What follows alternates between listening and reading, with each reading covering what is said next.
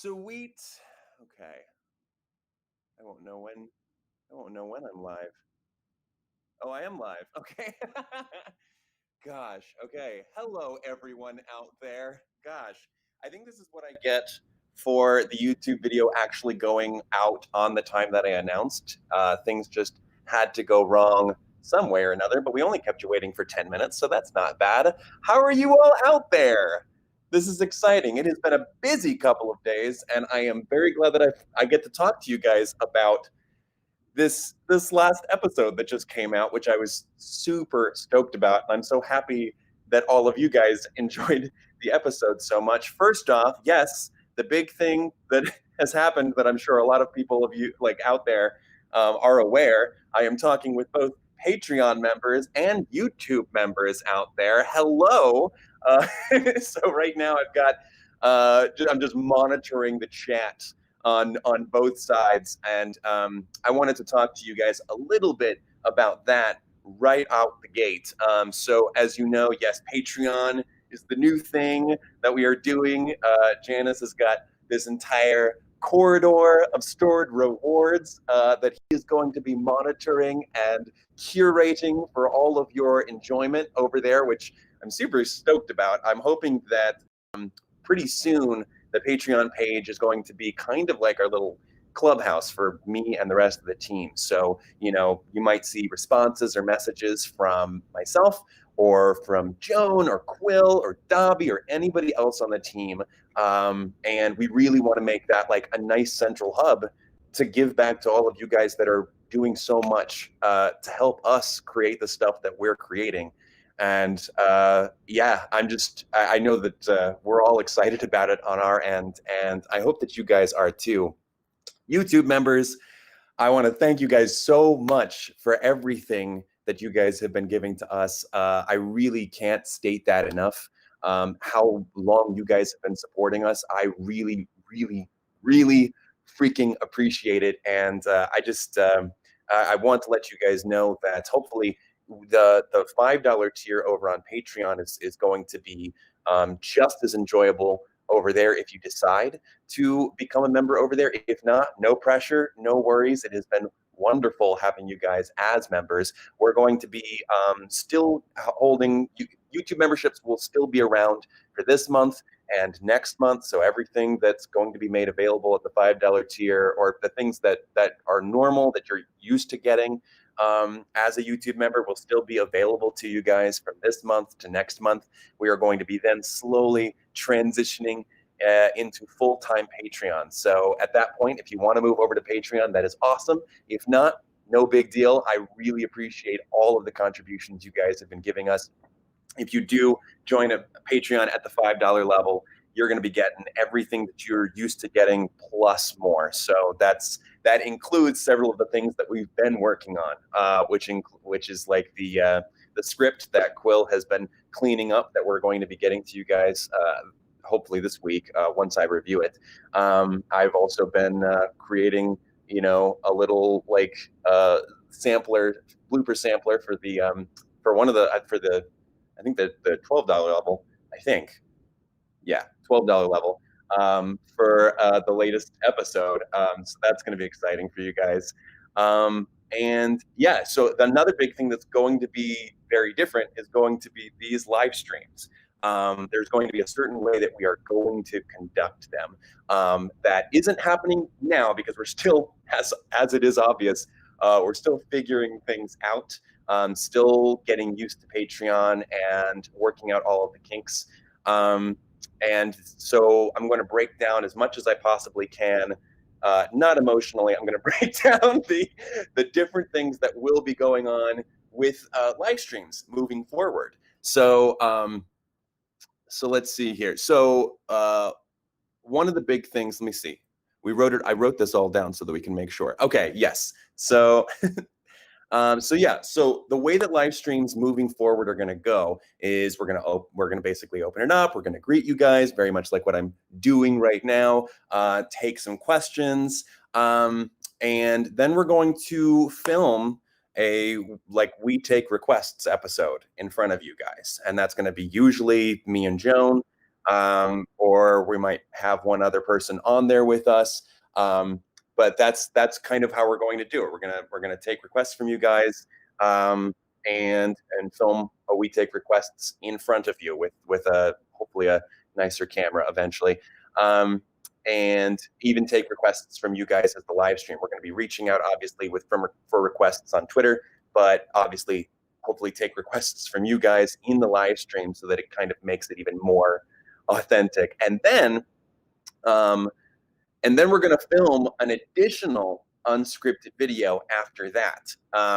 We are most likely going to let you guys know amidst all of the filming that there might be some, because we can't bleep it live, there is going to be some language probably in unscripted video filming, as is usual, that we usually edit out or bleep. So just letting you know, we will always preface that when we do it. So if anybody has issues with language, they'll be sure to exit out of the live stream at that point.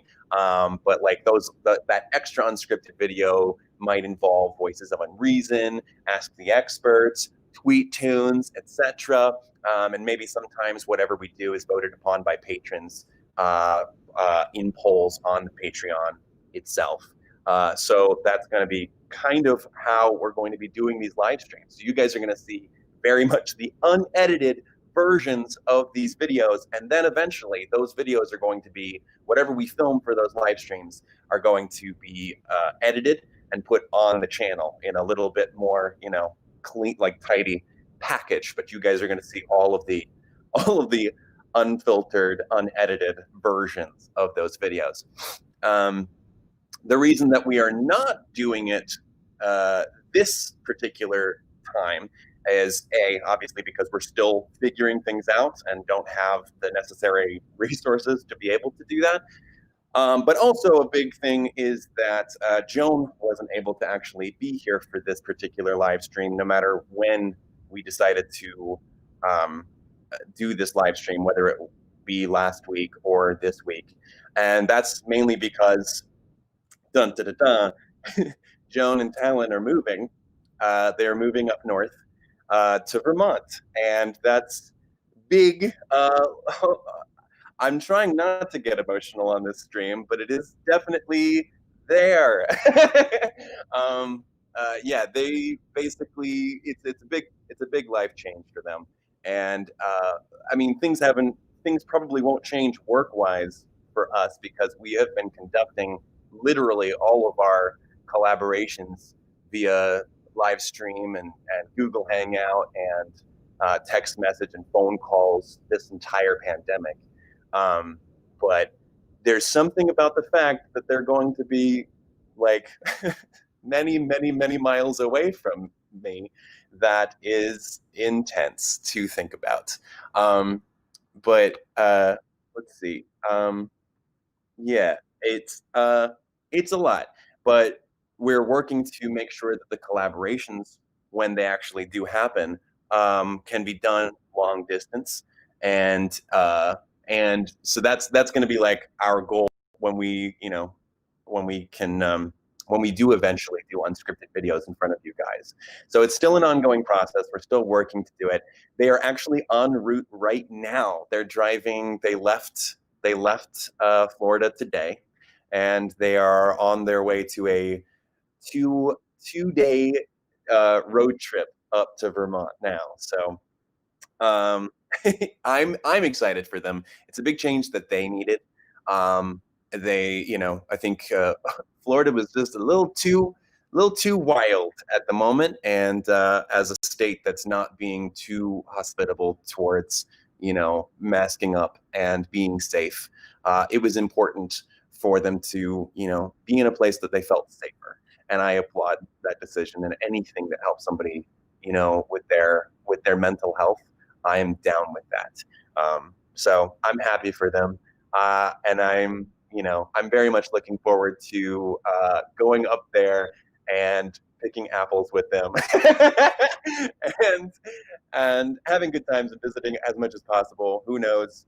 I may take a year and at least experience something up north. But yeah, so there's been a lot of things going on that have been affecting the workflow, which includes stuff that I'll talk about in a little bit.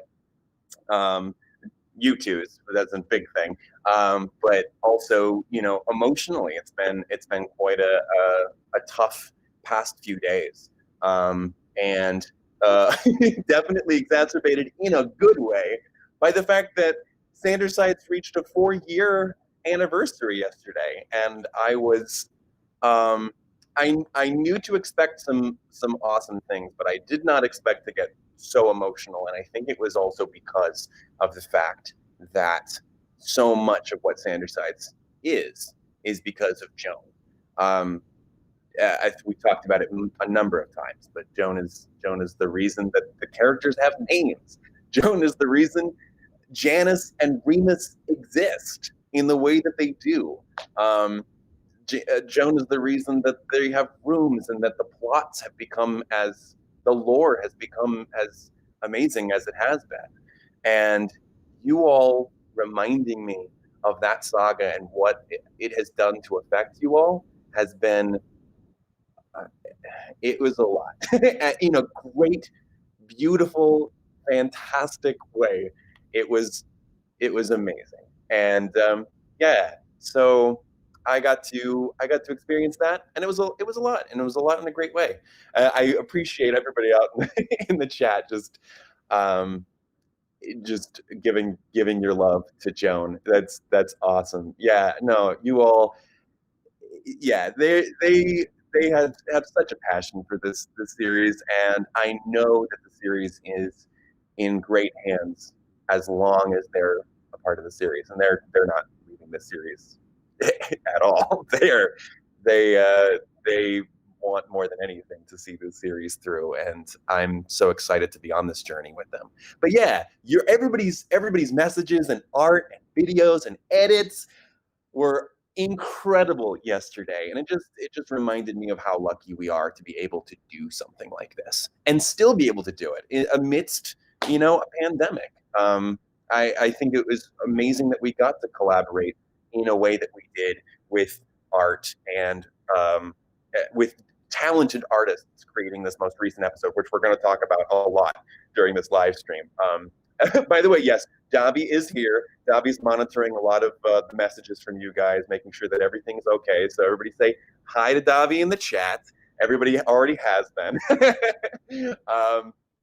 But yes, I appreciate it. This is another example of like just the incredible, talented people that are a part of this team. I really appreciate all of the work that goes into everything behind the scenes.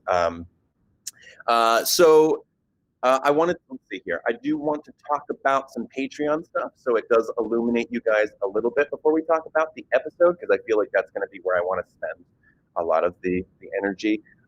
What's going to come up? Obviously, I just mentioned that we're going to have a little blooper sample coming in pretty soon in regards to not only the flirting episode, but some of the little, even a couple moments from like the promos that we did as Janice for the Janice's Corridor of Stored Rewards.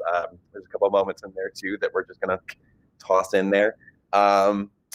Also, I've started filming director's commentary, which is very interesting. Never done it before, and it's so like I had to at least get through one pass where I just watched it and was reminded of like where this series started.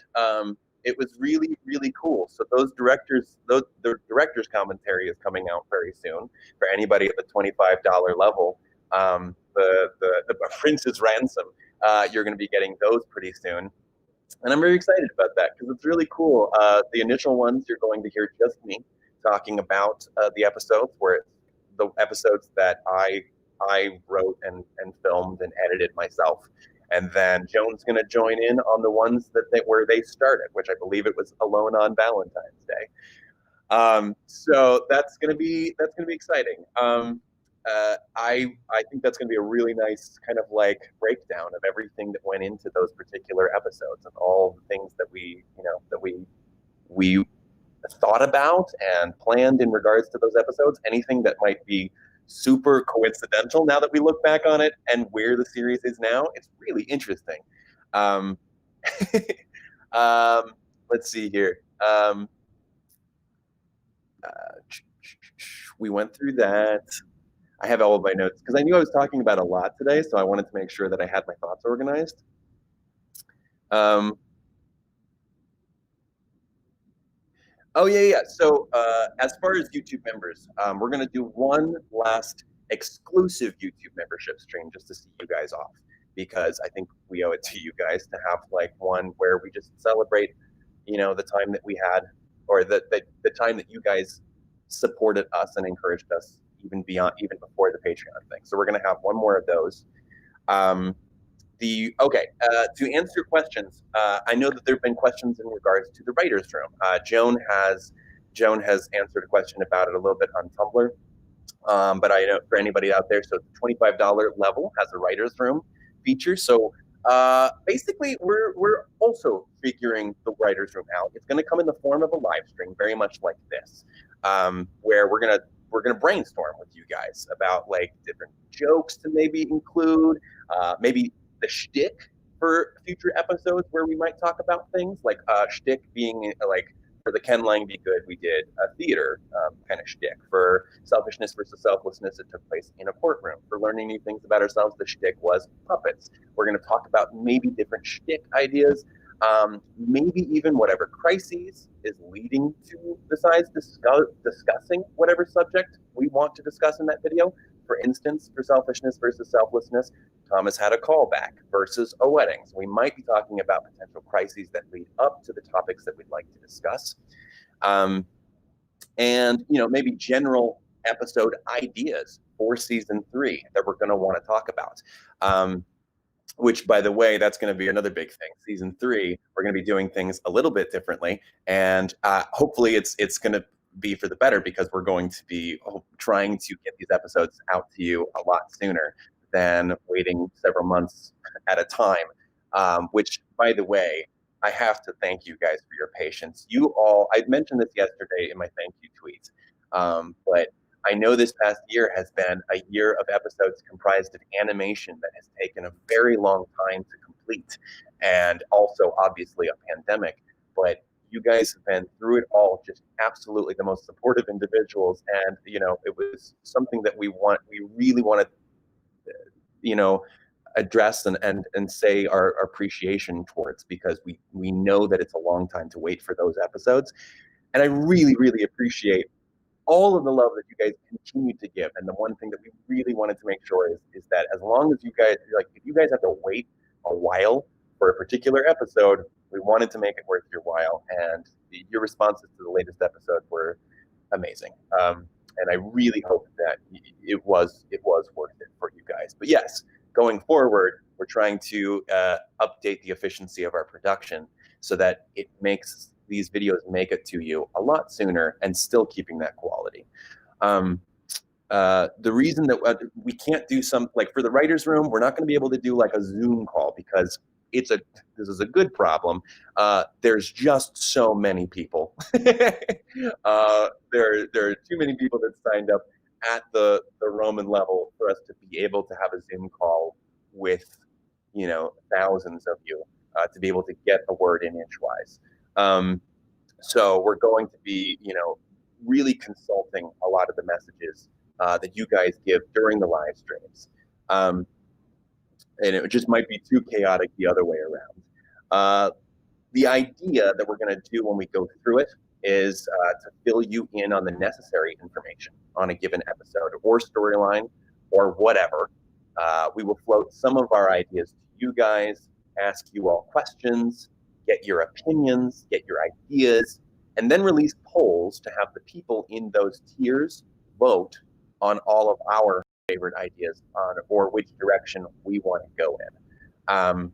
So that's kind of going to be the way that we're going to go. So I know that there might be some like concern in regards to like making sure that we adhere to our vision. Our vision is still going to be there, but it's the beauty of the internet. The internet is it is wonderful. Like, we get inspired by you guys and your passion and your designs. I mean, so much of like the characters' looks that we wanted to adapt, like when we even showed the characters' lower torsos, was inspired by art, including ones from Alex Brennan Den, ABD Illustrates, who then helped with our most recent episodes. So the beautiful thing about the internet is it's so the contributions are there, but we still are able to like contribute to the visions that we originally had.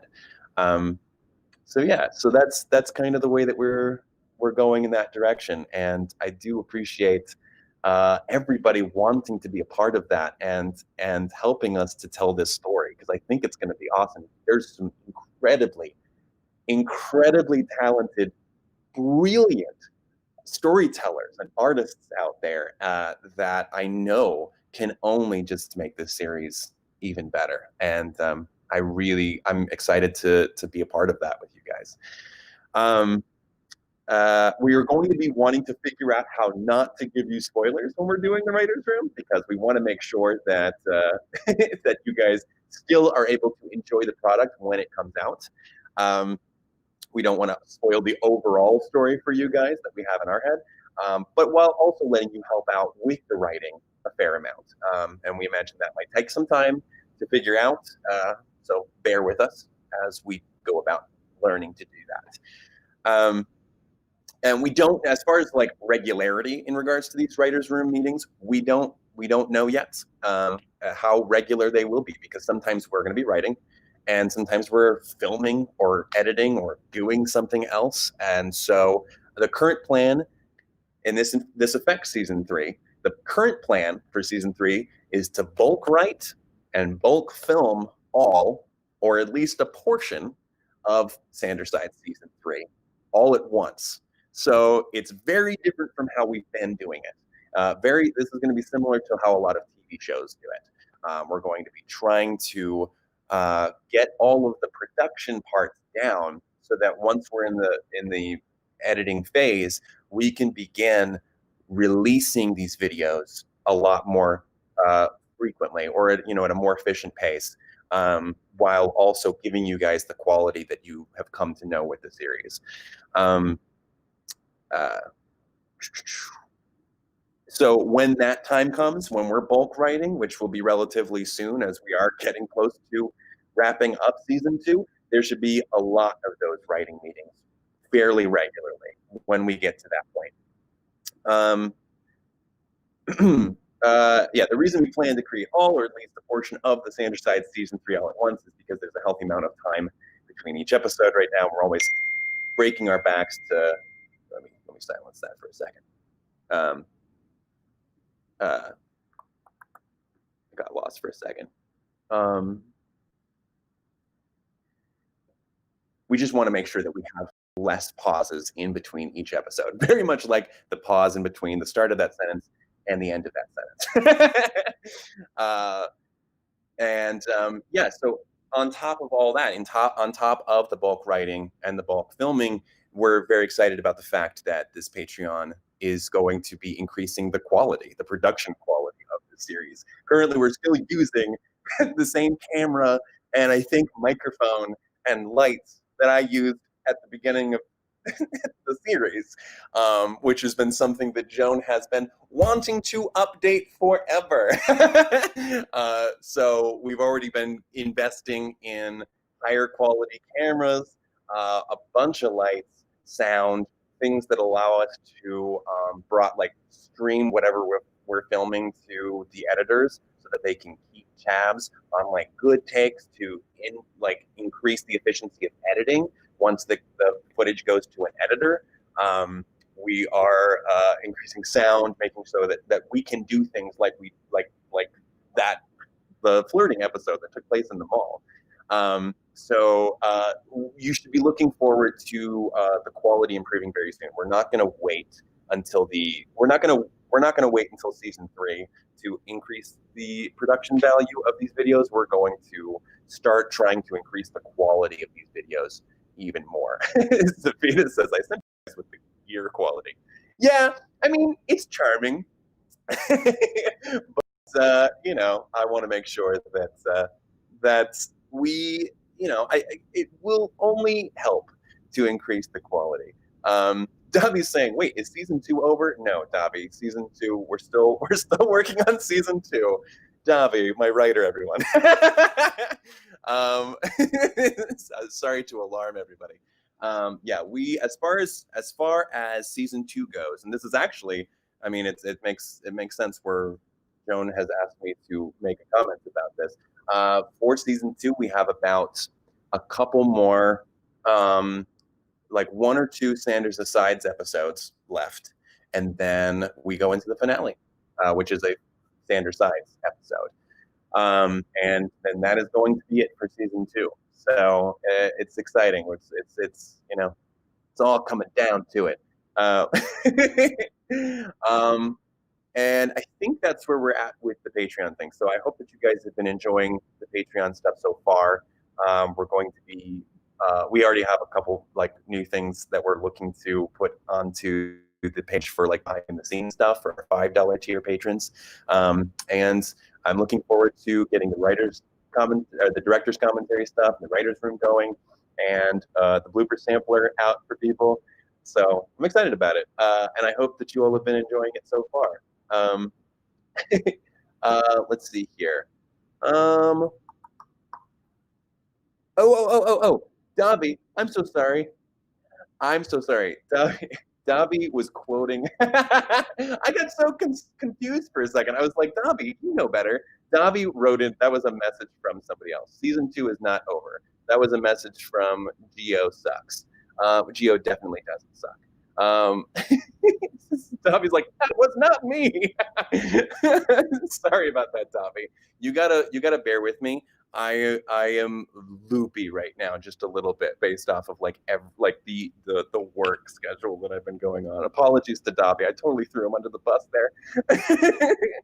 um, let's see. Okay.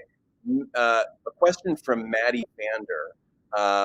Actually, Sean, is there a way that you'd like me to like specify these questions in order to, like, in case you want them displayed? Uh, okay, cool. All right, so that's totally fine. I think this is easy for me to like read off.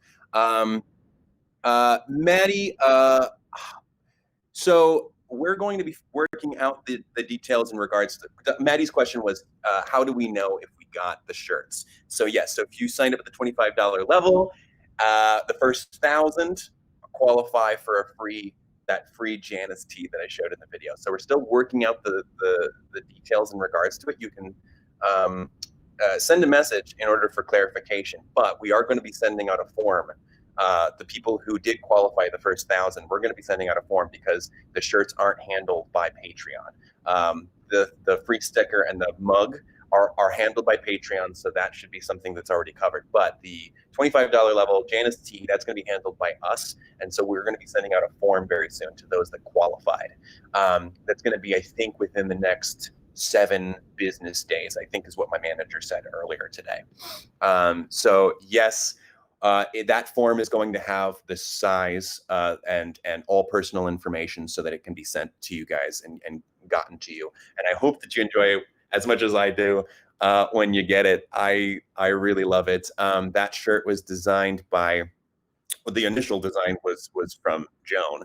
I can't remember actually if people on the team had some creative input on that. I might be misspeaking. But the final design was created by Aaron, who also helped with the latest episode. So yeah, I love it. I think it's so cool. Uh, okay. All right. So yeah. So um, the Rihanna, you asked a question about what is going to happen to the old YouTube live streams once you finish moving to Patreon. So the live streams are not made available after the live streams are done. So they're not available now. Old live streams. So they're not going to be made available on Patreon either. Um, and that's just something that the team just agreed on, the fact that they wanted to make those kind of like, isolated for the moment for the people who are able to join in and be a part of it. Um, and let's see here. I think that answers all of the questions for now for the Patreon. I'm not like completely shutting down the questions in regards to the Patreon and the stuff. But I did want to kind of get going talking about the episode because there's quite a number of things to talk about in regards to the episode, and I want to make sure that you guys aren't waiting too much on that. Let me first begin to talk about the chronology of these episodes. I mentioned it in a post on the YouTube channel page. The YouTube channel page, yeah, I think that's what it's. I think that's how you refer to it. But yeah, so these episodes, the Sanders Asides episodes, for the sake of just assuming it, just to save on confusion, these episodes will always fall right after the latest Sanders Sides episode. So for the Are There Healthy Distractions, when they're all watching Frozen, that happened after Virgil revealed that he was one of the dark sides. And it was another reason why Thomas and Virgil were a little iffy with each other in that particular episode. This episode, the flirting with social anxiety, happened right after Janice gets accepted by Thomas to an extent, and makes Roman very upset. Virgil does know about this. He does have the knowledge that Janice got accepted, and he is not happy about it. Thus, why they're both really not great with Thomas at the beginning of that episode, and why they kept kind of hounding him in regards to every little lie that Thomas, made. even small inconsequential ones. And that was very much just like a parallel of, if somebody's feeling a little bit more okay with the idea of lying, there's this kind of moral anxiety that goes on within you at that time. Like even if you feel like it's okay to put yourself first, still a little bit of guilt. Um, so yeah, to illuminate you, Virgil is totally aware. I mean, they're all they're. I think obviously it's a fair question. It's a fair piece of confusion because Thomas always sometimes isn't aware of certain things, certain sides of himself. So I understand that there might be some like confusion in regards to that, but they're very much the same, all one part of Thomas. So that's not a secret that was kept, and yeah, so that's where they're at the beginning of that episode. We wanted to make this episode like regardless of if you've been aware of this series and you've watched past episodes, or if you're just tuning in, we wanted this episode to still make sense. So we wanted to figure out how best to tell the story without giving like a full breakdown of the lore right at the beginning. So that's why there's not a lot of talk about Janus himself and his part to play in this plot. We wanted to make sure that it still stood on its own and made sense, even if you weren't aware of past episodes. It's Depressed Potato says, "Can we just have one episode without angst?" That's true. We had a little. We had the most minimal amount of angst in this past episode. So yeah, though we were, I wanted to make sure that we got you guys a little bit of that, and that goes to the next point that this particular episode, was an idea that I had. I really wanted to. I don't know. I really wanted to. I don't think it was my idea. I don't think it was my original idea to have an episode that takes place out in the world. I think everybody on the team wanted that, but it was more just like, what are the conflicts that come with flirting with somebody? How does that play out? And I don't remember if it was me that like wanted it to be a Roman Virgil episode, but I think that I definitely that might have been one of the things that maybe I played around with when I pitched it. Um, uh, um, I just saw a question from Davi. I'll mention that when that comes up later. So when we began it, we brainstormed a lot of the different things that might happen in this particular thing, and we didn't even know what setting it was going to be in. I think one of my original concepts was that it was going to take place outside in a park somewhere. And I think when we kind of spitballed with the whole team, landed on a mall, and I was like, "Oh my gosh, how are we going to get a mall?" But I guess we've gotten a mock courtroom, so there's ways that I guess you could rent out a mall. And I liked it because there's so many different possibilities for things that happen in a mall in that kind of social setting. So we just kind of spitballed a lot of different moments that might happen when between Roman and Virgil, and the chaos that may ensue with trying to approach somebody. And there were a lot of ideas that I think were left on the cutting room floor. One of which being, I think it was an initial idea when Thomas was being shoved around by Roman and Virgil. I think there was an initial idea. Oh no, instead of Thomas getting in line at a restaurant, to like look at the buttons. I think there was an initial idea where Thomas meandered accidentally into like a lingerie store, and then felt so guilty about just being in the lingerie store. He just went and bought something. He's just like, I meant to be here. I don't know why that. I don't know how it segued into the food thing, but I think it was because we needed a device to bring the cute stranger back to Thomas. So that was why that inevitably evolved into that. Uh, yes, Nico. Oh, sorry, I read somebody else's comment. Nico Flores. Yes, the cute stranger. But yeah, so that was what there were different ideas that led to that. Once we kind of had the breakdown of the skeleton of like events that were going to happen. I wrote the initial script, the first draft, and then it was handed off to Joan, and with the assistance of Davi, they just went in. I think Joan made the majority of like the revisions to the scripts, tons of which that I was just like, I think there were hardly any that I went back and I was just like, I didn't like any of the changes. I think I really enjoyed. Yeah, Davi said, yeah, I just added in some silly jokes. But yeah, no, there was some great moments in there that happened. So yeah, the let's see here. So the opening scene where they're taking place in the movie theater, Thomas is talking with Paige. That actually happens. That was inspired by Joan's time working at a movie theater.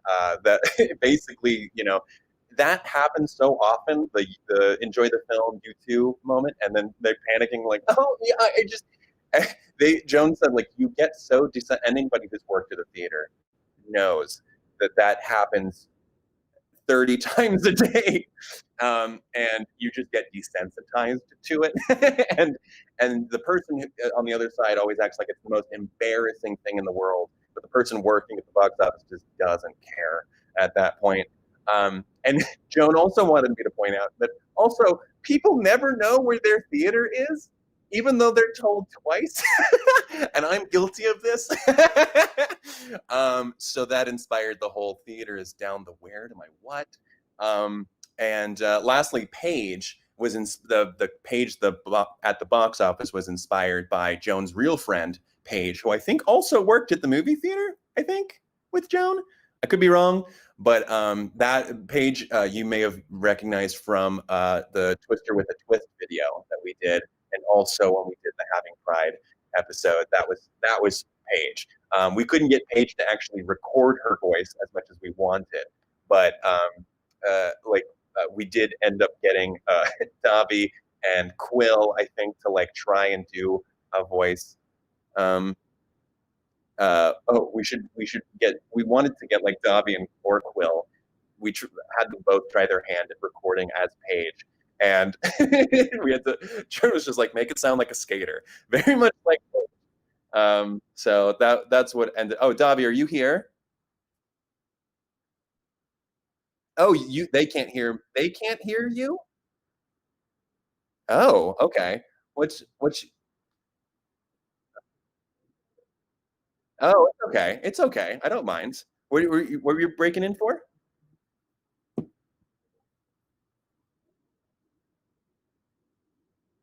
Okay. All right. All right. Cool. But yeah, so that's where that came from. And that was neat. So hopefully, whenever we do this in live action, we're gonna try and get Paige to actually play Paige. Yeah. So sorry, couldn't hear Davi there. I apologize. Some people in the chat were like, Davi speaking? Wait, huh? Maddie says they could hear you, Davi. But then Rue is not cool says we can't hear Davi. So maybe it just depends. It's okay. Those who can hear Davi, congrats, you're gay. All right, let's move on to the next. Oh yeah. So then we wanted to also talk about Roman when he first spots Nico. He says what lad is that that doth enrich the mac on yonder slate being table. That was some people caught it. Alex, one of the artists, Alex's mom caught it. That is a line from Romeo and Juliet. Well, it's inspired from Romeo and Juliet. It wasn't actually, Romeo wasn't talking about a Macintosh. But that's a line inspired from when Romeo first sees Juliet and asks his friend. The original line is, "Oh, what lady is that which doth enrich the hand of yonder knight?" So it's basically like, "Hey, who's that girl on that lucky knight's arm?" So we just replaced knight with slate, and we replaced hand with Mac as far as a Macintosh, and so that's where that came from. That's Roman's inspiration there. Um, uh, uh, then that obviously led into there's so many moments in this episode where like it was inspired by other people, just spur of the moment, and that includes one of the moments where Thomas first starts walking over to take a look at some of the stickers. By the way, a lot of those stickers were inspired by real stickers we could find on on like Etsy. So, including the John Malkovich sticker. So, I thought that was a lot of fun. And it's simply meant to be. So, if you want to try and find those stickers, um, you can find them probably on Etsy if you want to if you want to enhance your Nico Flores cosplay even more. Um, uh, the Smiling Bumblebee asks, Pintrovert, I need to know who came up with that. That was Joan. That was Joan. I think Joan came up with Pintrovert because I was like, I am a Pintrovert.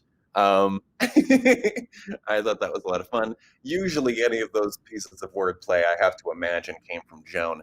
I think that's usually a safe bet. Um, yeah, yeah. So and also yes, Ember. I think you caught the Paramore reference, not just the sticker, but I believe there's a song called "For a Pessimist, I'm Pretty Optimistic." That's where that line came from. It's an actual song from Paramore.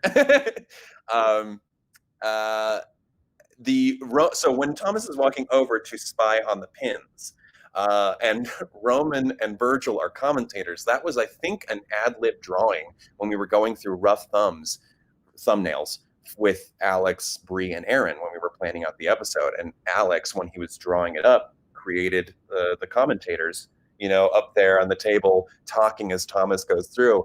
And me and Jen were like, sure, that's hilarious. I didn't even think about that. The original idea, I think, was Roman and Virgil were following behind Thomas, trying to figure out where Thomas was going. And we just loved this idea that they're just standing from a distance commentating. um, and the actual fact that there were 5 microphones there. I don't know if any of us caught that the whole time until you guys watched that video. So that's hilarious. And I love it because I think that's just more emphasizing the point that they really wanted to be heard. I don't even think my editor just now, I don't think he realized it because he just messaged. He said, "That's amazing." So I think it's hilarious because I think it just goes to show how much they were like in Thomas's head. So we're just going to retcon that as it was intended. And yeah, Moni Jimenez says 5 mics, 1.5 brain cell. Oh wow, yes, and Aria says I didn't even notice that. So that's hilarious. Orange Staff says Alex is my art hero. Yes, absolutely. Alex is amazing and such a sweetheart. He made a wonderful little follow-up video that I couldn't believe, just talking about his experience with it. And he was such a joy. It was his first experience working with us on a video. And that was just really cool. The first times we had even talked, Alex is ABD Illustrates, by the way, sorry. He definitely contributed to certain scenes. Like I think he did all of the art for the bathroom scene and for when Thomas, runs up to Nico and the exchange between Roman and Virgil in the end. That was Alex. I think he has this beautiful way of just capturing people's emotions in such a beautiful way. And we were originally inspired by ABT Illustrates versions of the sides back when the costumes, the new costumes were first introduced, back in fitting in, and we were just so in love with all of the different designs that he had created for the sides, and wanted to I think that's what inspired the lower torso looks for the actual for the Forbidden Fruit music video. So then let's see. So yeah, back to this. Okay, so yes, and then another random moment that was inspired by just a random conversation that I had with Terrence was was the whole moment with the gay eyes. That was actually a concept that was introduced to me by by Terrence in a conversation because he was talking about a moment I think he had in a store that like in like a grocery store that he was like he was like he was talking about a guy and he's just like I don't know I don't know if he was I don't know if he was gay but he was like giving me the gay eyes and it was like like those moments where you just kind of like you like just like do like ridiculous like like just side eyeing people. Um, so that was all just inspired by a random convo that I had with Terrence, and I thought it was hilarious, and it made its way into the script. And I think it's a funny moment. Um, as far as the moments where like Roman finally kind of like is fed up with this non-approach method that Virgil kept insisting on, Joan had the idea of, emphasizing like Roman picking up. This was an idea that was really early on where we really wanted to make use of this real world concept of Thomas interacting with the sides in real life. And that included like Roman picking up Thomas and Virgil shoving him down. We really wanted to like include moments that showed the inner conflict of somebody who's like, will I, won't, I'm not gonna, I should, I should, nah, maybe not.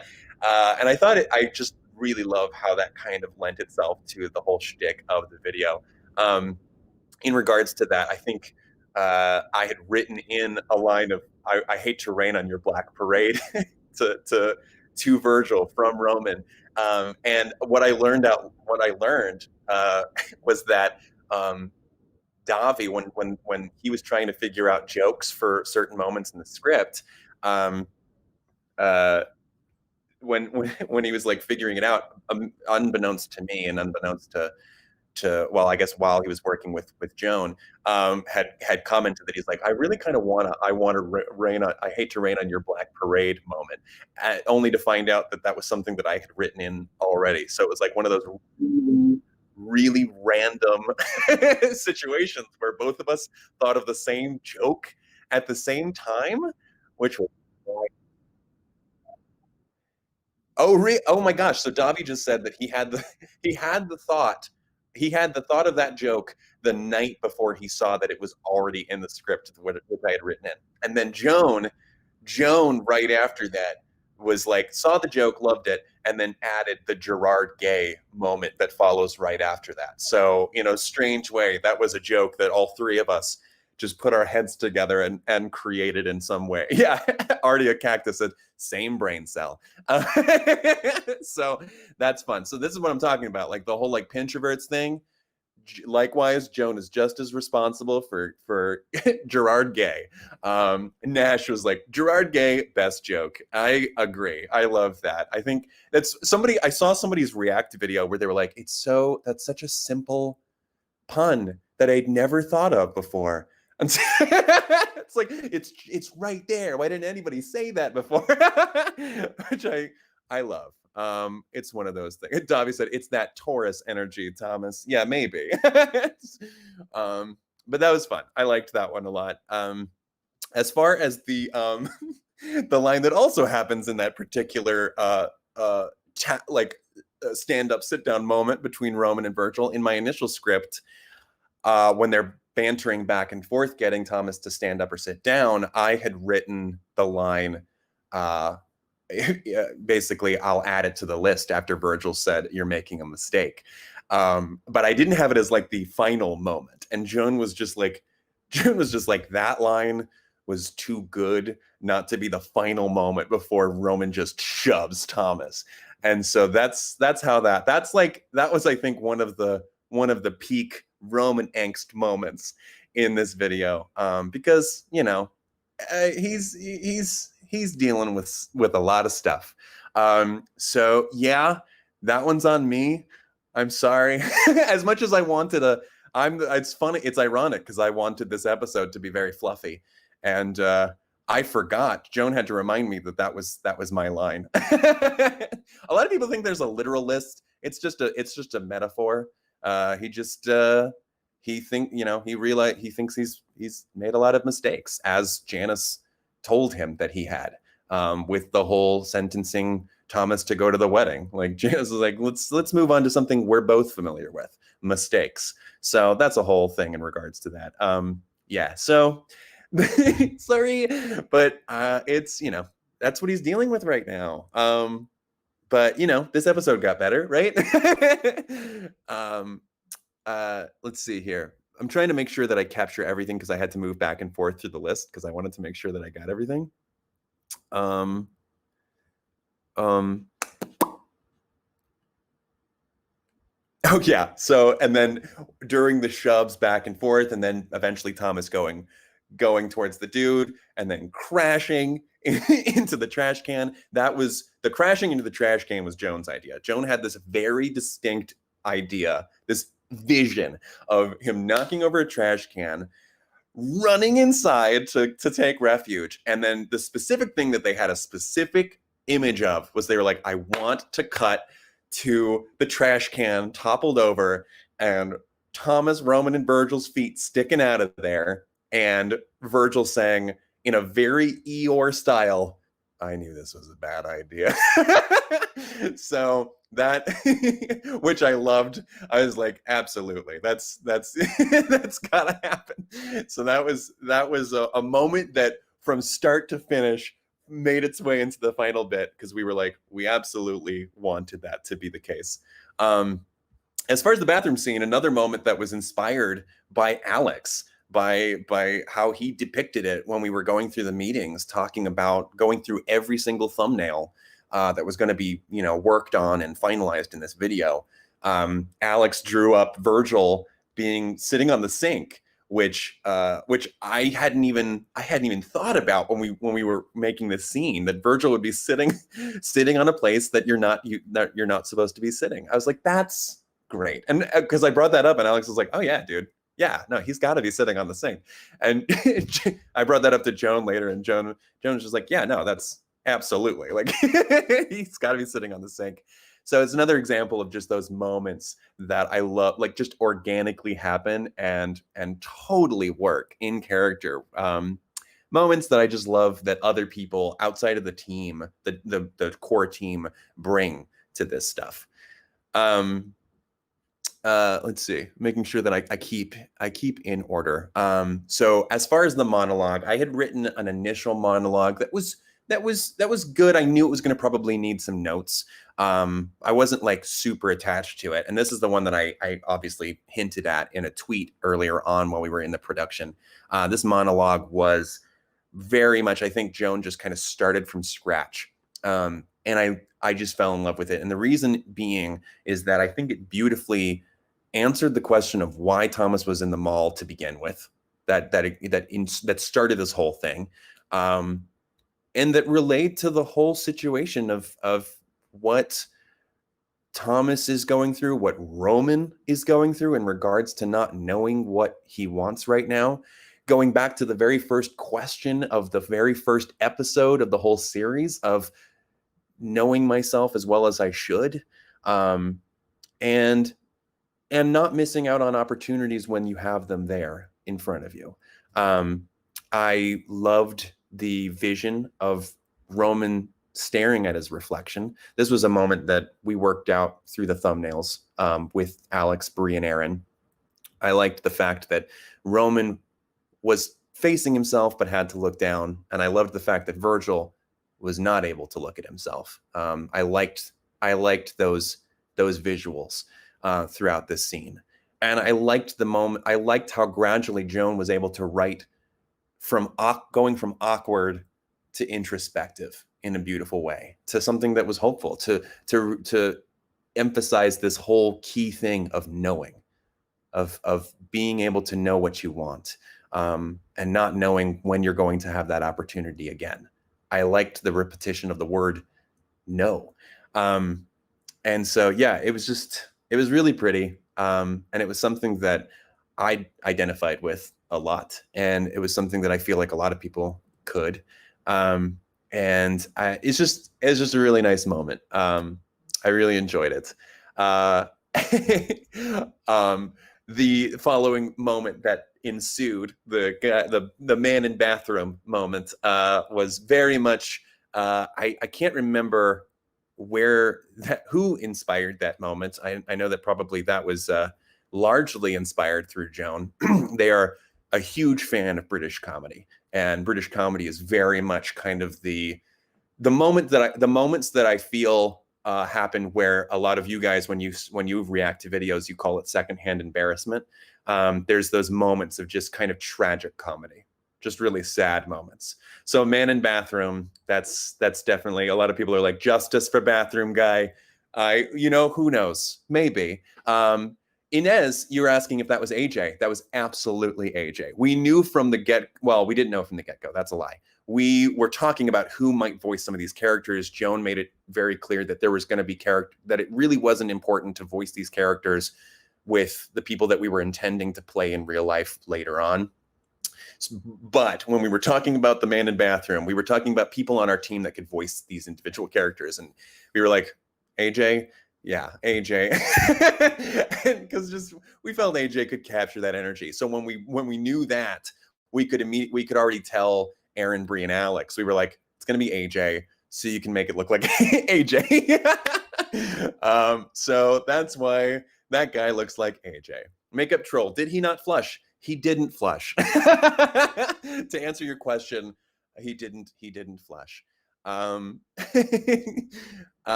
Lady Dio says, how many strangers has Thomas wooed in the bathroom? You'll never know. But yes, so that was, I really loved that scene. I thought it was just a beautiful core moment to the episode in regards to what was going on with all three of these characters. And I feel like it has this second tier like to it for those that have watched the whole series, that know what's going on with Roman, that know what's going on with Virgil. And it kind of put into context a lot of what's going on in the background while they're also dealing with this current situation, which I thought was just so beautiful. So then after that, obviously, came the most, like, the truest moment to hearkening to past episodes, which was Virgil's kind of, I lovingly referred to it with the artists as like their come to Jesus moment with Thomas, in regards to Virgil talking about, Thomas pretending to rehearse lines in the bathroom, Thomas pretending to be interested in a plant, Thomas going to get food. All of these moments were just more lies, because he didn't want to directly influence, like he didn't want to directly go to talk to this guy. And this all was back to the fact that Virgil knew that Thomas was getting closer to Janice. A lot of people were confused by, is that fair to him? He's definitely referring to the cute stranger. He doesn't give an F about Janice. I want to make that clear right now. He doesn't care at all about Janice. And so that was kind of what we were trying to make it the clearest, like, here's the finger on the pulse of these characters in regards to what has been going on in the current situation.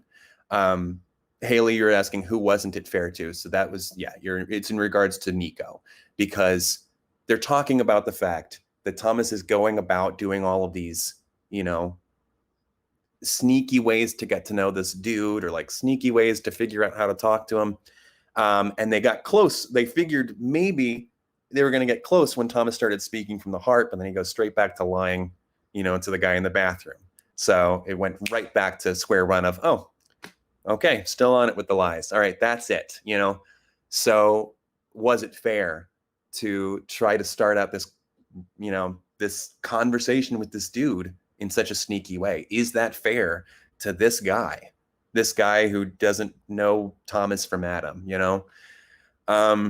And so that's kind of where that was about. And that was all to kind of be a metaphor to Thomas's inner turmoil of like, I'm going about this the whole wrong way. He really doesn't, like, I don't deserve him and he doesn't deserve me right now.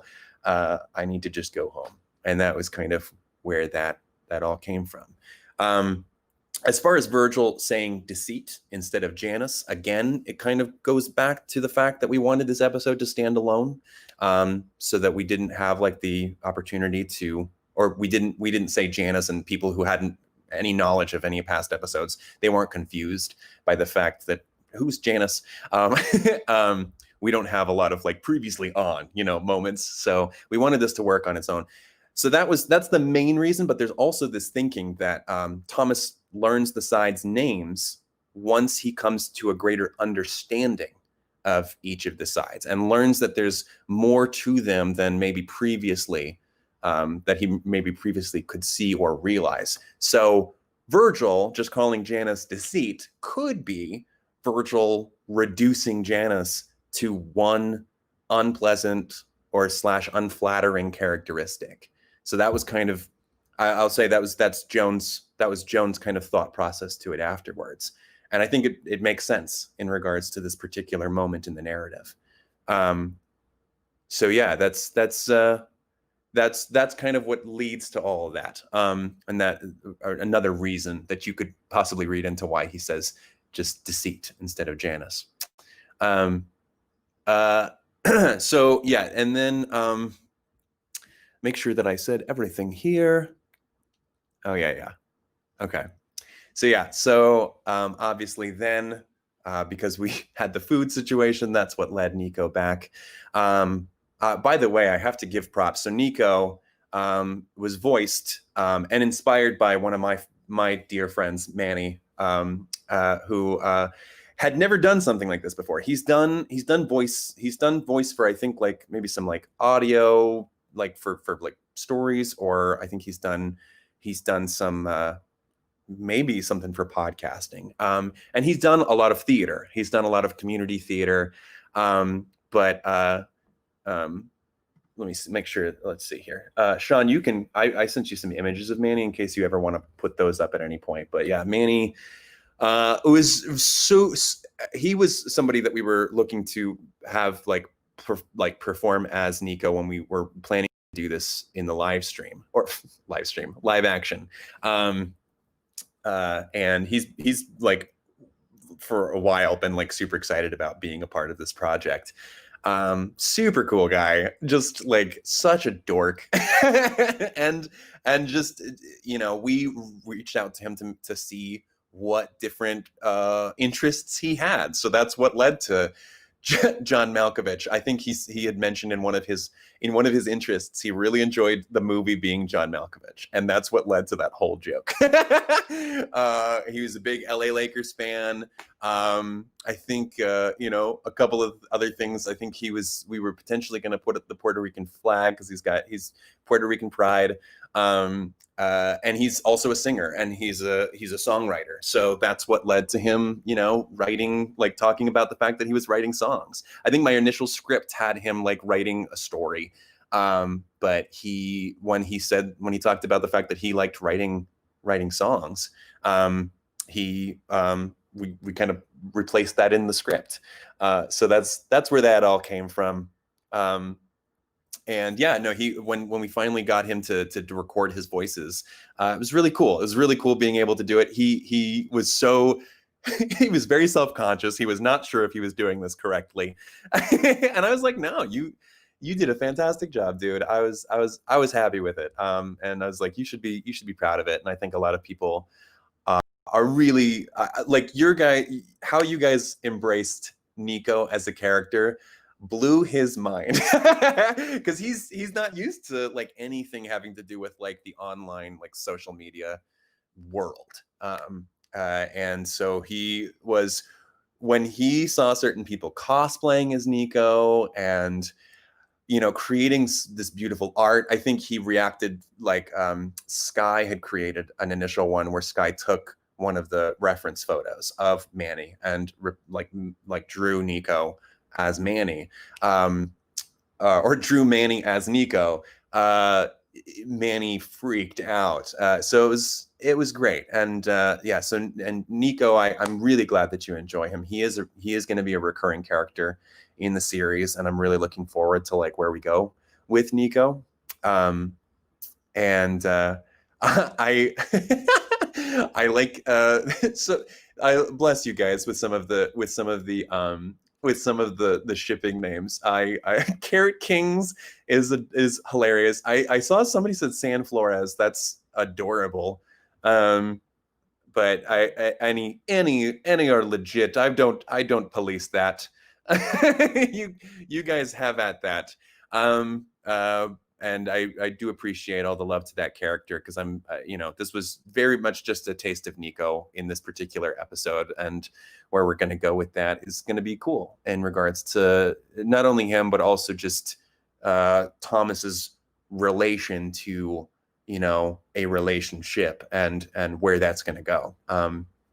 Uh, and in regards to the final moment between, or actually, before I talk about that, there's this moment that actually just played on the screen, which was Roman and Virgil talking over each other. This was a moment that when like Thomas can't hear what Nico's saying, they're talking over each other, and there's specific moments, and I don't know if it came like across to you guys, but there's moments where Joan had written sentences that where certain words overlapped each other. I think it was like uh, so tell him to call you sometime is what Roman said, but then Virgil said if you could call it that. So like there's call like kind of you know overlapped each other, and then after that Roman says what's his number, and Virgil saying what like to Roman's response, or tell him to text you sometimes, or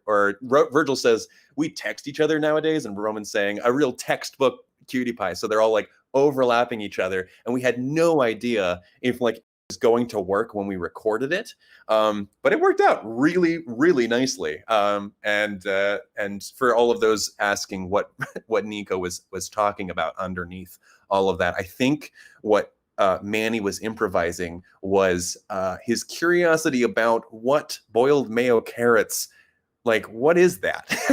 Like it's like I've never heard of such a cuisine. He's like I've been trying it. It's an interesting smell. I think eventually we'll be able to like put out some of the original audio that he recorded there. So that's kind of what Nico was trying to ask.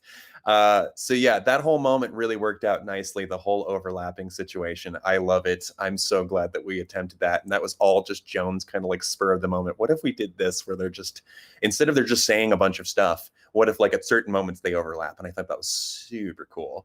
I loved how it worked out. um, oh, Fedora asks, will character Thomas and Nico duet? I don't know. Who knows? Maybe. I would be lying if I were to say that I hadn't thought about that. And I think it makes it, there's a good opportunity for it in the future. So who knows? And so now back to the closing moment between Roman and Virgil. This was a moment that I don't think was in the original concept of the skeleton of what was going to happen in this video. I think it might have just closed out with Nico and Thomas talking with each other. And I really wanted some closure between Roman and Virgil that maybe tied in with the rest of the narrative. So I had written something originally, but Joan thought it would be better to tie it in more closely to what this whole episode's about, which is overcoming one's anxiety, taking a chance, and just being forthright with somebody in regards to, their interests, to just see how it goes. And so that's what led to their rewrite of that moment. They said they might not have otherwise done had I not written in a closing bit. So they're like, it was inspired by the fact that I had written something, but yeah, that closing moment there was Joan's idea in regards to Roman, telling Virgil what he just did, which was, courage in the face of fear, doing something in the face of being afraid of it. And I love it. And I always get teary-eyed when I watch it. I think that combined with the art that was done in that particular moment, mixed with the really cool background song that I found. I think it was a really nice moment. And yeah, I'm happy about it. I thought it was really cool. And everybody's reaction to that moment was really cool. As far as I think the shut up emo moment and the Virgil's first protestations of the fact that he said bravery, I think it was originally written in the script. It was just to end on bravery. And we were recording, and Joan was just like, what if we did this? And so like the Virgil kind of protesting it, and then Roman saying shut up emo was a complete suggestion ad lib in the recording booth that was my closet upstairs with Joan up on a shelf through Google Hangout that they would just mute themselves every time I was recording. That's what I would do. And that's if you talk to Davi or Quill or Manny or anybody who recorded, that's basically what we all had to do to safely record ourselves from a distance. And I know now we're getting to the place that I think you all were looking for, and that is, yes, the Patreon announcement. No, of course I'm talking about the end card, which very much I've told a couple different of you guys out there this, but the end card we had not gotten to, I think, until a week before this episode was to debut. The end card, I think we had always had a plan that we were going to do an end card, but we had just had no time to get around to it, and it was a very last minute thing. And me and Joan just sat down on a call and just kind of just spitballed all types of things that like Thomas would say when he was coming home. Cause I think that was the initial, I was like, what do you want to do for the end card? And I was like, I think maybe Joan was just like, what if like it's the aftermath? What if it's like them talking about it and just like they're really excited? So we were like, okay, so we're talking about like, I think Joan was just like, Thomas comes in and he just keeps saying, okay, and they're just all saying, okay. and literally, I think the end card was like me and Joan spitballing beat by beat by beat what was going to happen. Like literally just what's Roman gonna do? What's Roman doing? I think the idea was so obviously what I'm segueing here to is Virgil and what happens when he gets that butterflies in the stomach kind of feeling, because I think Joan had this thought connection of like, okay, we know what happens with all the sides when they go into Virgil's room and they incur the same kind of anxiety you get leading to a panic attack. They get this everyone gets the dark eyeshadow. Well, what happens when Thomas is in an extreme state of excitement that is, this really upbeat, not scared kind of anxiety. So with Roman, obviously he's just spouting out odes, poetry, just like romantic gestures. He's going all over the place. With Virgil, Joan was just like, what if we give him purple eyeshadow? It's like, what? And Joan was just like, yeah, like he's like when he's very like in a anxious state, he's got the black eyeshadow. What if that changes color? And I tell you what, guys, when Joan said that, and I'm sitting there at the table like, Joan, that's gonna open up a can of worms with our fans. I was like, they're going to lose it. And I was like, I say that all because I was super excited about it too. I was like, oh, that's awesome. And I think Jones was like, yeah, like purpley, glittery eyeshadows. Just like, oh my gosh. And so we talked a little bit about, I love, first of all, I'm loving everybody's chat. The messages in the chat are so funny. So many of the people in the chat are like, thank you, Joan. Yeah, I'm telling you guys, so much of this series is Joan, and they deserve as much love for the series as you give to me. I'm telling you guys that. Oh, seriously. But it was such a lovely moment. The fact that me and Joan were just on this call, just organically coming up with this end card because of our own excitement towards this moment was awesome. It was just such a I tell you, like, there have been past scripts where either Joan or I will take a lead, or we'll piece things together as we go. This particular episode, I think, is the most we've just cohesively, like almost completely, like collaborated on this script in the way that we have. And I think it was just a really fun moment. And so, yeah, so we were trying to figure out like a lot of people I think misinterpreted Virgil's eyeshadow turning purple because he's happy, and it's not so much that. Like, Virgil's been happy. It's more just the it's both it Joan found articles to kind of back this up. So it's very much like the butterflies in the stomach kind of anxiety. That really fun, like, you're about to go on stage and it's like really fun, like, moment, like, or maybe it hasn't happened in a hot second. There's a lot of people that were like, are we not talking? Why are the characters not talking about this? Well, maybe it happened like Virgil, like maybe it happened right after they left the mall, or maybe this has happened before. Maybe Thomas hasn't conceptualized this with Virgil up to this point. It probably has already occurred. And also Joan was just like, from a writing standpoint, for them to take a second to like comment about the purple eyeshadow, for Joan felt like it was kind of not treating you as the viewer as intelligent. Like, it was an easy thing to infer of what was going on. And believe me, it was really fun seeing people put two and two together in their React videos, which I'm still getting through. So it was really fun seeing people like go, oh, it's when he's like when he's excited. But yeah, it's that moment of like, excitement. So Joan actually found like science to back this up, and they wanted me to relay this to you guys. So there was a quote from greatest.com and said both excitement and anxiety involve the same chemical process in the brain.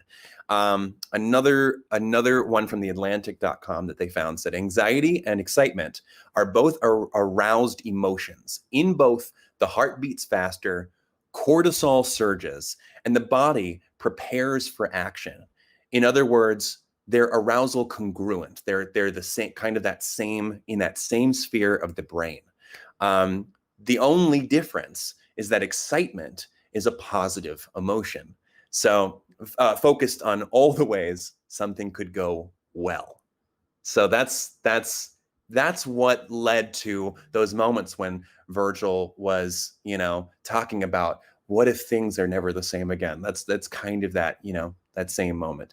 As far as the Smiling Bumblebee's question, will the purple eyeshadow make a return? I would assume so. Yeah, it's maybe not like in the near future, but I think it's safe to say that there's definitely good moments ahead, and it's going to lead to that same thing. So we haven't seen Virgil in those moments of like complete, just absolute butterflies in the stomach excitement, the way that he was experiencing it. But yeah, so I do hope that you guys enjoy that explanation, because I thought that it was a beautiful explanation of how, excitement can, like, that anxiety is also, takes the form of excitement, and in regards to how things could go well. It's a really cool thing that literally was a spur of the moment idea, and ended up being one of the things people talked about the most after the episode, which was so funny. Another thing that you guys might want to look back on, because I'm not going to spell it out, but in a similar way that Logan, although not present in moving on part 2 after he left, was still showed evidence that he was there. Patton and Logan make a cameo in the end card in a similar way. And I'm just going to leave it there, because I don't want to spell it out for you guys. But yeah, so the process of this episode was an intense one. From something that we were originally going to film in real life, to realizing that we had to figure out how to work around that by working with some incredible artists, sitting down with them, talking about all the different moments, thumbnail by thumbnail by thumbnail, and then these artists working just dawn to dusk overnight in order to make this deadline, dealing with the Patreon launch. These artists did an incredible job of like achieving the quality of the video that we did, and I can't thank Bree, Aaron, and Alex enough for how much time and effort. I know that it was just grueling at times in order to make this ridiculous deadline. And I really appreciate how much work went into it. Which was awesome. A lot of people I see also, there was a moment this is actually a great story that I do want to tell you guys. I forgot to mention this in the end card. So there's a moment that was also just, Sean had it displayed just a second ago. This moment, the shaking of the hands in the end card, I loved how so many people pinpointed that as stimming. I will say, this was a moment Joan had suggested when we were filming. Or actually, obviously, when we were first talking about the writing out, like we were talking about the beat by beat moments of the end card. Joan had mentioned, it's like, Virgil's got to talk about shaking the hands. Like that's something that I always have to do when like I'm feeling like just overwhelmed. And I had always seen that in media. And I was like, oh yeah, that sounds good. I probably have done that a number of times when I'm just like, I've got the jitters and I just got to get it out.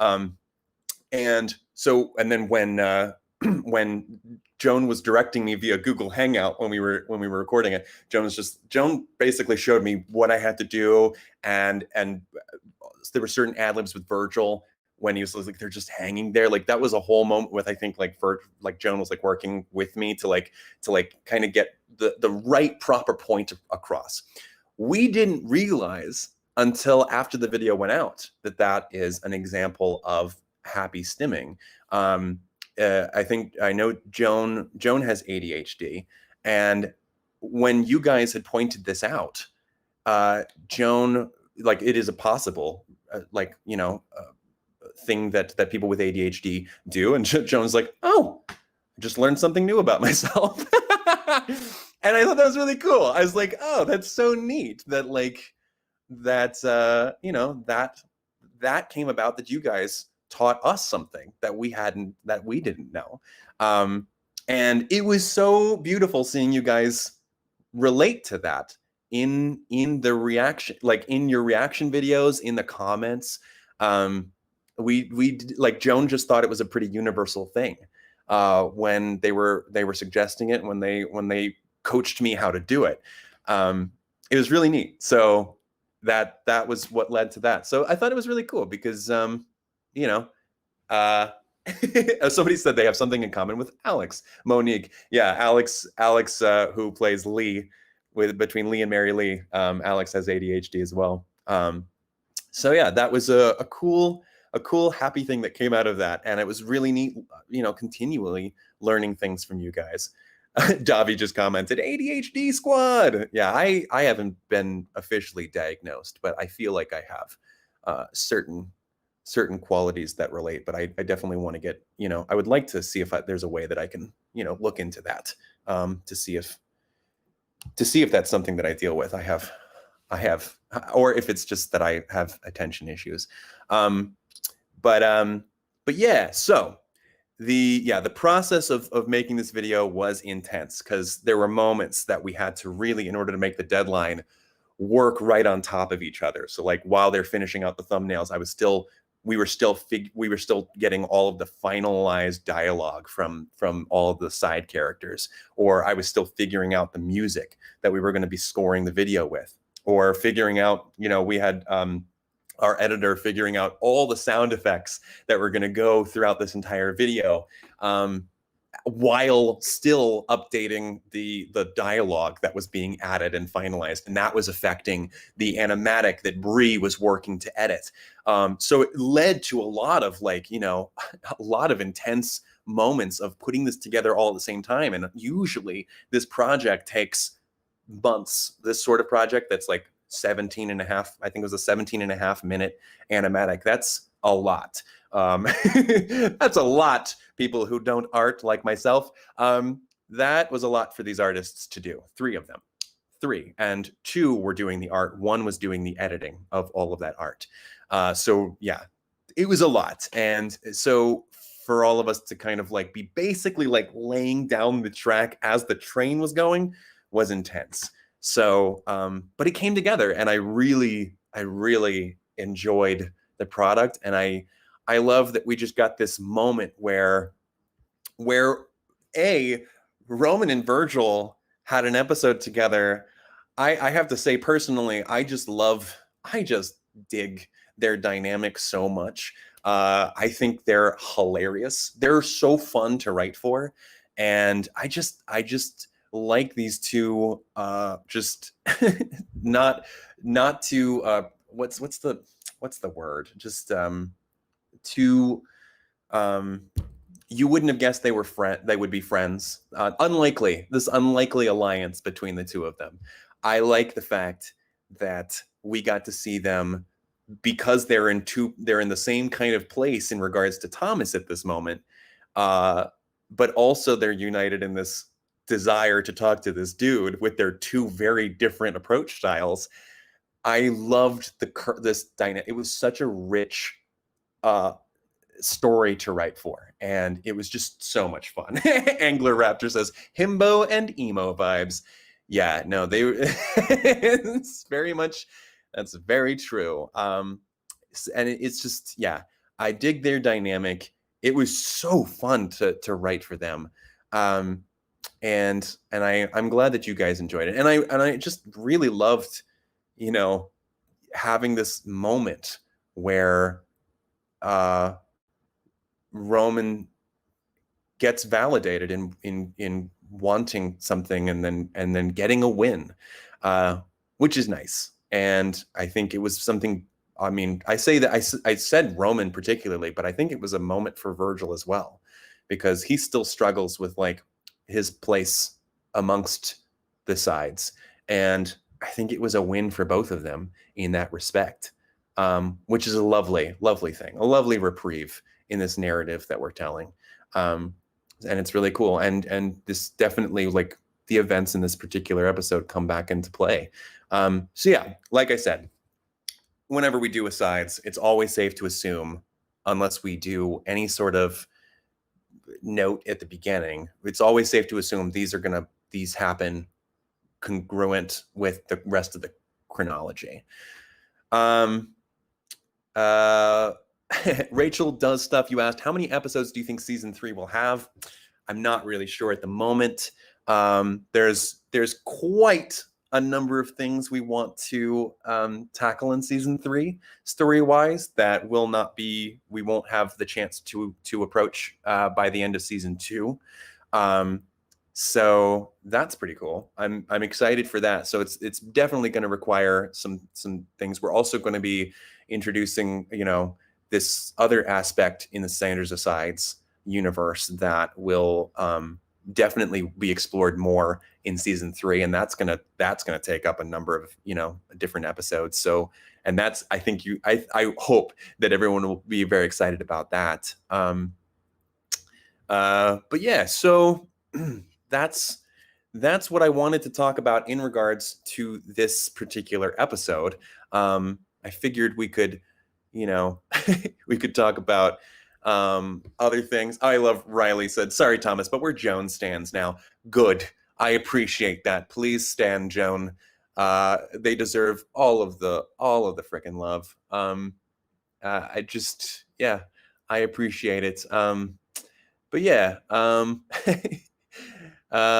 so many people asking about certain things that I can't talk about. I'm sorry. You're just gonna have to switch up your questions. Virgil Fander. Ooh, okay, yeah, Virgil Fander, you're asking about getting a falsehood. I will definitely do that. My voice is a little raspy because of what I was filming with Gavin these past couple of days, and that leads me to talk about the things coming up in the channel. But I will give you a falsehood before I talk about that, just so I can get that out of the way, and hopefully I won't blow my voice out. All right, ready? I'm gonna count down, so anybody who wants to, please cover your ears. All right, ready? 3, 2, 1. Falsehood! Ooh, I went squeaky tonight. Okay, there it is. Virgil Fander, I hope that you appreciated that. That was Logan if he was a train whistle. That was fun. Davi said, I plugged my ears and that still got me.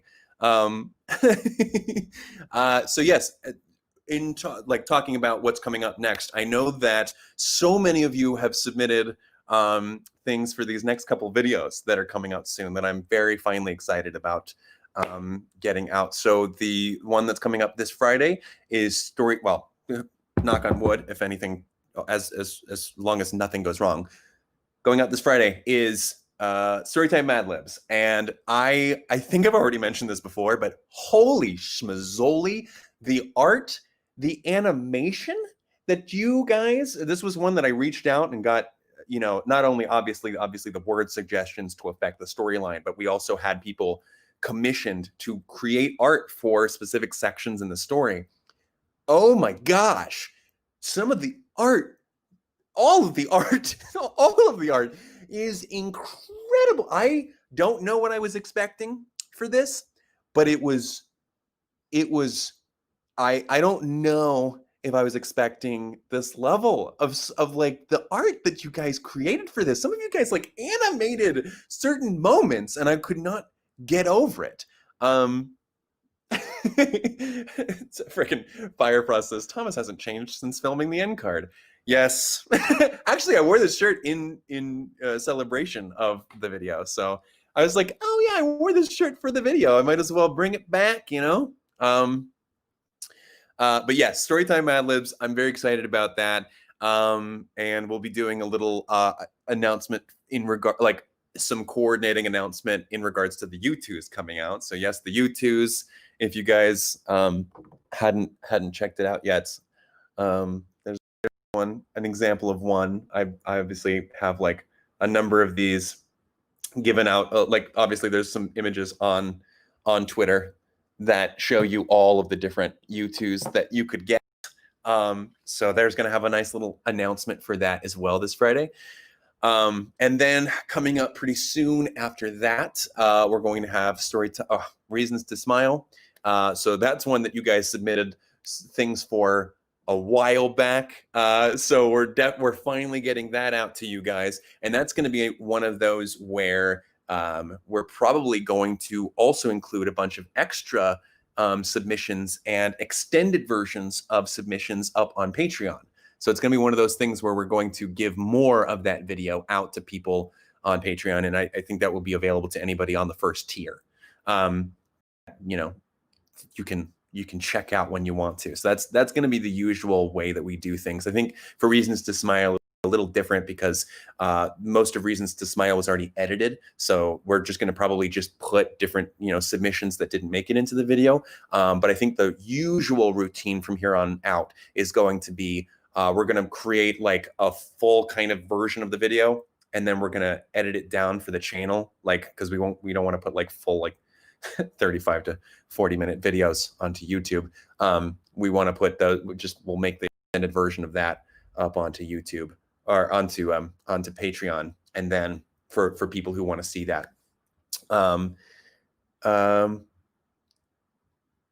Forest Fires, you said you talked about the reactors, but do you watch any of the YouTubers make content based on the Sandersides? I watch a lot of animatics. It's definitely one of the reasons that inspired us to go this route in the first place, which was an idea I think Joan had proposed, of course, for this as a workaround. I think that's how it went. And I'm so thankful for it because there's so many animatics that we absolutely adore, and we noticed that like so many of you guys enjoyed on this, on YouTube in regards to Sandersides. So we figured that it was a good way to go about presenting the episode still, because we really were like, well, we kind of have to introduce, these plot points in this particular Sandersides. We don't want to skip it and then do a flashback later. We want to be able to get that out there. So yeah, I mean, I watch a lot of the edits. I watch a lot of the animatics. And yeah, just going the animatic route was inspired by the fact that that's something that we ourselves enjoy, and we love the things that you guys create. It's so cool. I watch a lot of Sandersides TikToks. I'm on there. Like my For You page is basically just a bunch of Sandersides cosplay TikToks, which is really cool. I love that. uh, so in terms of the name inspiration for Nico, somebody just asked about that. We went through a number of different names, uh, and I think we were between like Luca, um, Diego, and Nico, and we really liked the last name Flores, and so we were like, what goes best with Flores? And so we we ended up I think we went through a vote, and so everybody just was like Nico. Nico's the best one to go with Flores. Nico's short for Nicolas. For anybody that wants like the full name, but we didn't have we didn't want to like introduce that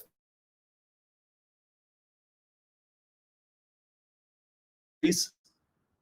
I think I froze a little bit. Oop, froze. Oh, unfroze. Great. Okay. Matt. Yay. Okay. Um, just making sure I didn't. Um, but yeah, no, I appreciate somebody said Luca is so pretty. Yeah, no, I thought Luca was one of my suggestions. Thank you. But I also really like Nico. I think that's a great name. And it also I think I can't remember if there was like a name origin meeting, but I think there was something there that also led us to choosing Nico. Um, but yeah, that's the origin of the name, and I really like that character. I think it's really fun, and I love everybody's just embrace of that character. Um, let's see. Gosh, somebody just asked Abigail. You asked, can we please get Virgil doing an impression of Roman? Um, what's gonna be? um, what's up? I like Disney for all the wrong reasons.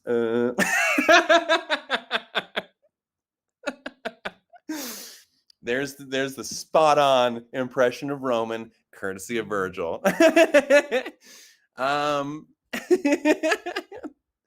let's see. I'm trying to think. Let me see if there's. I think at this point, we are going to let's see, ask any other questions or answer any questions, but then I think we're going to close it out because we've reached kind of the end of the discussion of the episode. We talked about some Patreon stuff. I think I've talked about most of the things that are coming up that you can look forward to on Patreon and on our channel.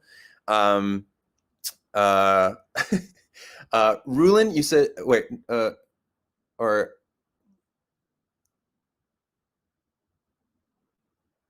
oh, sorry, I'm just reading. Like, okay. Here it is. Matt. I was trying to find this one. Maddie Lizon, Maddilazon. I'm gonna just say that. I don't think it's right. I think it's Maddie Lizon. But can I get happy birthday for my birthday on Sunday? My name's Madison. If I just read a little bit more, I would have gotten your name. Oh gosh. It's a Tuesday. All right. From Virgil. Okay, cool. Ready? Madison. Happy birthday. I'm kind of going wild right now because of how much Thomas messed that lineup, but I hope you have a great birthday this Sunday. It's going to be awesome. Don't think about death. All right. Moving on. Uh, um, let's see here. Um, uh, what's that, Sean? Oh, sure. Somebody's talking about Deanna said that cow lick though. Ashes, you said what are Janice's pronouns as detailed in Making Changes episode? They all have the same pronouns as Thomas, so he, him pronouns all around. Um, um, but yeah, so I do appreciate everything that you guys have been doing. We were overwhelmed by the response in regards to the Patreon pledge. It's amazing. And I really hope that you guys enjoy the time over there on Patreon that you have. I'm looking forward to bringing, or it's just going to be a place that we're just going to like anything that we really want to share in terms of like behind the scenes stuff or sketches or storyboards or old designs for things. or even just, we're probably going to try and share like some high quality, PNGs of moments from this animatic, courtesy of the artists over there, so that you guys can have that. I know people have been wanting to color in those images or use them for edits, so we want to make those available. And that'll all be those kinds of things will be like first tier. But the response from people over on Patreon has been incredible. Just I'm looking over here at the chat as if you guys are sentient beings over on the chat when you guys are through the camera over here. But I'm overwhelmed by the response. We all are, and we truly just appreciate everything that you guys have done to make this series what it is. I know that I'm a broken record in regards to this, but it just needs to be stated as much as possible. But yeah, thank you for everything. Ooh, Rue is not cool asks an important question. What am I being for Halloween? I don't know, but I did have a photo shoot this weekend in a certain Halloweeny form. So you're going to be seeing that pretty soon because it was pretty fun. It's pretty fun to do. I don't know what I might be for Halloween. Everybody, I hope that you are staying safe. Rainbow, any celebrations for 3,000 patrons? I don't know. I haven't even had the time to even think about it. Yeah, are we at 3,000? I think we're at 3,000 now, which is unreal. Really appreciate it. But yes, I don't know if I have any celebrations for 3,000, but I might definitely send a thank you. Thank you guys so much for that. That's incredible. I'm still getting over all the celebrations and stuff that I was trying to attend to for the 4-year anniversary yesterday. There's so much that we try to celebrate. You guys are like Patton. You guys find reasons to celebrate everything. We celebrate the anniversary of a character's creation. We celebrate the first day of Santa Science. We celebrate the first appearance of Teddy the Turtle. I don't know. Now that I just said that, people are going to do that. So yeah, I don't know. And we're almost at 3.5 million subscribers on YouTube, which is awesome. I can't believe that. So yeah, it's pretty cool. It's pretty awesome. I love it. And I really appreciate it. Oh, also, some people were saying Logan's birthday is coming up, and I think it's on November 3rd. I don't know. You guys know this better than I do. But yes, somebody told me to do this. Logan here. I don't have my glasses. I don't need to see right now. But if you're an American citizen and you are old enough to vote, please exercise your right to vote as an American citizen. For me. If nothing else, for me, Logan. Okay, listen to Logan. Vote. Vote early. Vote by mail. Vote on November 3rd. Just vote. Please. Please, please, please. I can't emphasize it enough. Davi said Davi's gonna do Logan cosplay this year for his birthday. That's amazing. I can't wait. But yes, this has been your Logan content. I know that I was woefully not present in the latest episode, but wasn't going to be there for that nonsense.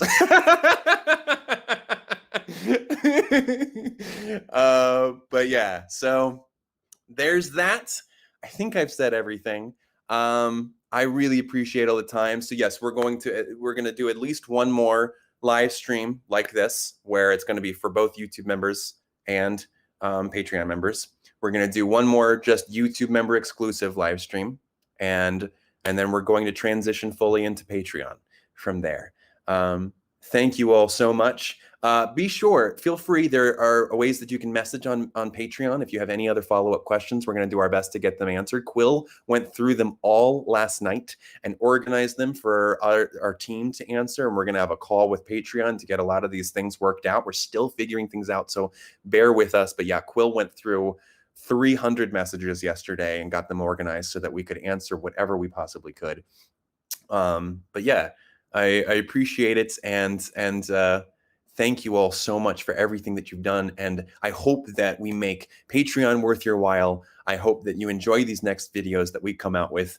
And I really just, I love you all so much. And I love everything that you guys have done to celebrate the series. Everybody's asking for some Patton content. Patton here. How are you kids doing? I hope that you're doing well amidst all this quarantining, all this just staying inside and not being around friends, not being around animals. I hope that if you do have animals, hug them tight. I've been pressuring Thomas to get a dog pretty soon. Hopefully that's going to be a thing. Thomas, please. But yeah, stay safe, please, and vote. But yeah, so that brings it full circle with the core four.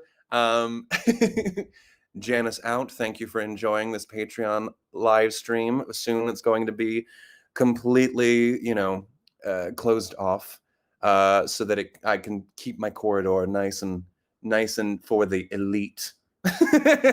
Janice, stop. That's not how we talk. Please.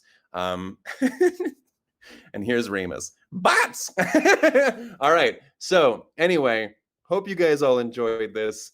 I hope that you have a good rest of your week. I really appreciate this. More bots! It's Remus, stop. Come on. Chill out with the butts thing. Just trying to keep it PG, Thomas. Seriously, this live stream, there's only so much I can say that wouldn't be bleat. That wouldn't be fucking bleat. Thank you all so much. Take care. Oh boy. See, I've got both chats open right now, so let's see if I can do this. We've got Quincy, Echo, Tati, Bad Luck Karen, Rena, Evie, Esther, Sophia, Blue Orchard, Mimi Stark, Annalise, Brains, Danica, Rainbow Viper, AJ is Awkward, Raven, Nick, Jan, Afton, Nettie Goose, Orb Manson, Kit, Christabel, Renneberg, Cat Warrior, Sky, Sienna, Emma, the Duchess, Angel, Alex, Heidi, Molly, Ace, Lee, Lucy, Cosmo, Rebecca. My editor is probably telling me to wrap it up. Kai, Chloe, Creepy Chan, Fander, Elena, Isaac, Jimmy, Kiara, Blaze. Oh, I love you all so much. Thank you all so much. Sean, you can play me out whenever you want to. Thank you all so much. Take care. Bye.